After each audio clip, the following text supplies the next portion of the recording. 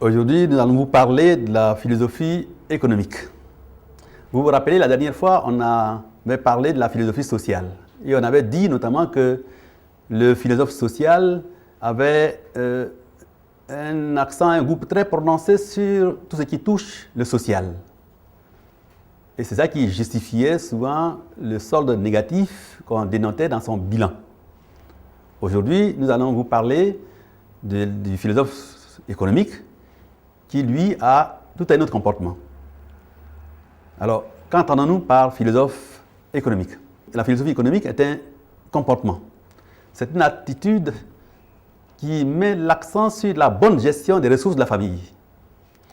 Il n'est pas contre le social, mais il ne pose pas de gestes sociaux au hasard. Il les justifie, il les programme aux besoins. Son unique préoccupation, c'est le bien-être de sa famille, qu'on appelle ici entreprise. Pour vous montrer très bien les caractéristiques principales de ce philosophe-là, allons au tableau pour vous donner une idée précise. Nous avons essayé de définir son portrait robot. Le premier élément, c'est qu'il est uniquement guidé par la réalisation de ses objectifs. Parce qu'il ne pose pas de gestes du tout. Le premier acte qu'il pose, c'est toujours où je vais, qu'est-ce que je veux faire, où je vais aller. Et le deuxième point, c'est qu'il a un goût prononcé pour l'épargne. Et avec raison, parce que s'il est axé sur la définition de ses objectifs, il faut nécessairement qu'il trouve les ressources ailleurs, quelque part, pour essayer de réaliser ses objectifs. Donc, l'épargne lui sert de ressources pour pouvoir financer ces objectifs-là. Le troisième élément, c'est la prévoyance et la rigueur. Il ne se laisse jamais surprendre par des événements. Il les prévoit, il les gère en amont. Donc, toutes ces ressources sont gérées avec rigueur et minutie. Et enfin, toutes ces dépenses sont justifiées minutieusement. Même les dépenses sociales. Il a toujours l'habitude de poser la question, oui, tu veux que je donne 20 000 francs, mais tu vas faire quoi avec? Est-ce que tu sais que je gagne 5 000 francs par jour et que par conséquent, si je donne 20 000 francs, c'est donc 4 jours de salaire qui partent. Donc, je veux bien t'aider, mais à condition que tu me donnes une justification précise. Voilà un peu comment il fonctionne. Il est très méthodique et il sait ce qu'il veut et il ne veut pas que les demandes viennent l'inonder.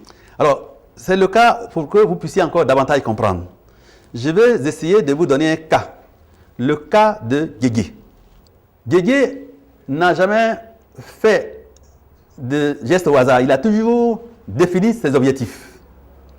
Il a toujours dit qu'il allait créer, depuis avant qu'il ne commence à travailler, une boulangerie. Donc son projet portait toujours sur une boulangerie. Et dès qu'il a commencé à travailler, il a commencé à mettre de l'épargne à côté pour qu'il puisse réaliser son objectif qui est de créer une boulangerie. Pendant ce temps, il devait fermer les yeux sur tous les problèmes, en tout cas qui ne sont pas justifiés, venant de ses parents. Alors, pendant ce temps, on le traitait donc de Guégué le méchant. C'est alors que, 10 ans plus tard, quand il a réussi à épargner et à réunir les montants nécessaires, qu'il a pu créer sa boulangerie. Et c'est également à cet instant précis qu'il a commencé à faire appel à ses frères et sœurs, ceux-là même qui le traitaient de méchant. C'est eux-là même qui sont venus travailler dans la boulangerie de Guégué. Alors, cela veut dire que tout l'effort qu'il a fait était pour rendre service, était de poser un geste social. Parce que les frères et les sœurs auxquels il a fait appel pour venir l'aider à travailler, il leur a donné un emploi permanent. Il leur a dit qu'il leur a donné, si vous voulez, une canne à pêcher au lieu de leur donner uniquement du poisson. Et je pense que ceux-mêmes qui ont profité de cette situation-là, c'est plutôt ceux-là même qui travaillent tous les jours et qui le traitaient de méchants. Voyez-vous, donc dans le philosophe économique, lui, il essaie toujours de programmer les gestes sociaux. Il commence toujours par le geste économique et finit par le geste social. Parce que pour lui, le social détruit et l'économique donne du pain. En conclusion, qu'est-ce que nous pouvons retenir? À la fin des 10 ans donc, la famille de Guégué a donc un bilan positif. Il a donc un patrimoine nettement important par rapport à ceux de sa génération. Et c'est ce patrimoine-là qui l'aidera à bien préparer sa retraite qui un jour viendra nécessairement.